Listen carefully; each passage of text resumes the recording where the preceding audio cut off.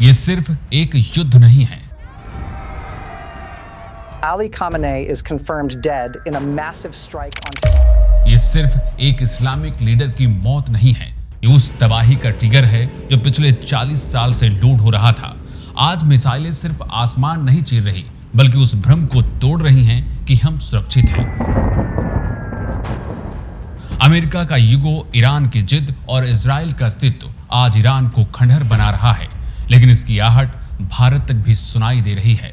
सवाल ये है कि क्या 2026 के बाद ये दुनिया वैसी बचेगी जैसी आज है, या हम एक नए विनाशकारी युग में प्रवेश कर चुके हैं। यकीन करना मुश्किल है, लेकिन अमेरिका और ईरान कभी बेस्ट फ्रेंड थे। पर 1953 में CIA ने एक ऐसी स्क्रिप्ट लिखी जिसने दोस्ती का हमेशा हमेशा के लिए गला घोट दिया।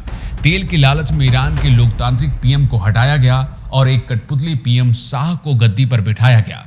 नतीजा ये हुआ कि ईयर 1979 में अमेरिका के खिलाफ ईरान में आक्रोश बढ़ने लगा।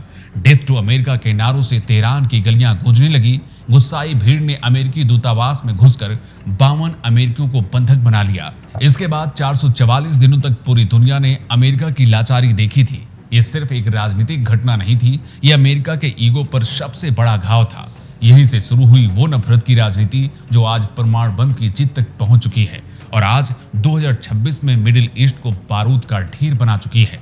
दरअसल ईरान परमाणु बम बनाना चाहता है ताकि वो अमेरिका को डरा सके, लेकिन उसके रास्ते में खड़ी है दुनिया की सबसे खूंखार एजेंसी मोसाद, जिसके इशारे पर इजराइल पिछले एक दशक में ईरान के सबसे सुरक्षित इलाकों में घुसकर उसके टॉप वैज्ञानिकों को सरेआम मौत के घाट उतार चुका है, कभी रिमोट कंट्रोल गन से तो कभी मैग्नेटिक बम से। और अब 28 फरवरी 2026 को अमेरिका और इजराइल ने मिलकर रिजीम चेंज के नाम पर ईरान के PM अली खमेनेई को खत्म कर दिया है।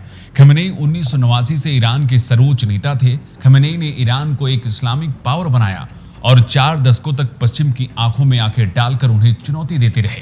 उनकी मौत सिर्फ एक नेता की मौत नहीं है, बल्कि उस इस्लामिक रेजिडेंस के सबसे बड़े स्तंभ का गिरना है जिसने मिडिल ईस्ट की पूरी राजनीति को कंट्रोल किया था।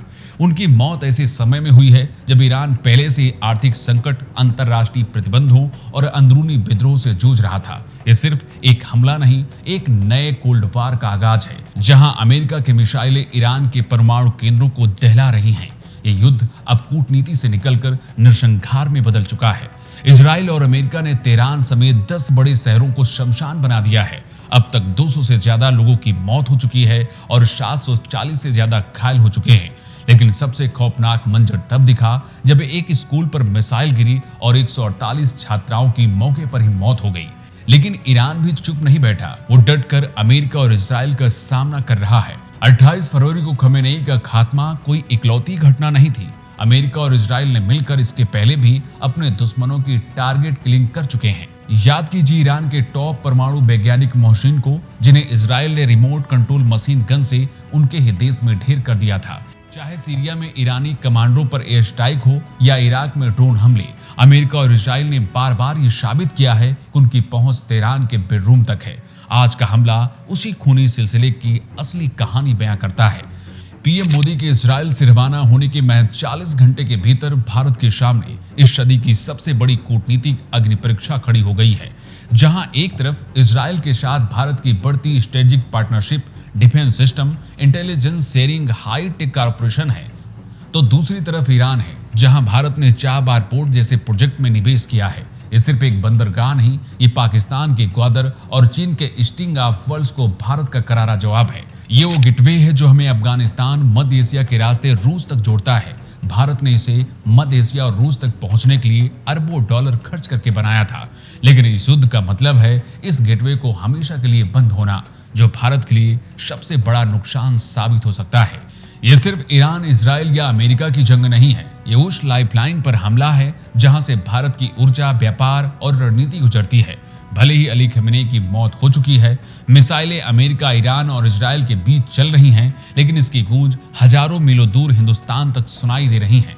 अगर ईरान ने अमेरिका, इजराइल से युद्ध के बीच स्ट्रीट ऑफ होर्मुज को बंद कर दिया तो दुनिया की नब्ज रुक जाएगी, क्योंकि दुनिया का 20% कच्चा तेल इसी 33 किलोमीटर चौड़े रास्ते से गुजरता है। भारत अपनी जरूरत का 85% तेल आयात करता है, जिसमें से 60% इसी रास्ते से आता है। अगर ये सप्लाई चेन टूटती है तो इसका असर भारत पर भी दिखाई देगा। पर असली खौफ तेल का नहीं, उन 90 लाख भारतीयों का है जो इस युद्ध की आग के घेरे में फंस चुके हैं, जो हर साल 80 बिलियन यानी तकरीबन 6 लाख करोड़ भारत भेजते हैं। अगर खाड़ी के देश अस्थिर हुए तो ये पैसे रुकेंगे और भारत की विदेशी मुद्रा भंडार को नुकसान होगा। आज ग्लोबल अलायंस तेजी से बदल रहे हैं, लेकिन असली सवाल कूटनीति का नहीं है। सवाल ये है कि क्या आज दुनिया रूल बुक से चलती है या फिर गन पावर से। यूनाइटेड नेशन की शांति की अपीलें अब रद्दी के उन टुकड़ों जैसी हैं जिन्हें युद्ध की लपटें झुलसा चुकी हैं। जमीनी हकीकत ये है कि आज अंतरराष्ट्रीय कानून यानी इंटरनेशनल लॉ नहीं, बल्कि पावर पॉलिटिक्स का एक खूनी लाइव एक्सपेरिमेंट चल रहा है और भारत इस एक्सपेरिमेंट के बीच खड़ा है, जहां एक तरफ उसकी सुरक्षा है और दूसरी तरफ उसकी रणनीति। इस चक्रव्यूह में भारत का एक भी गलत कदम आने वाले 50 सालों का भूगोल बदल सकता है।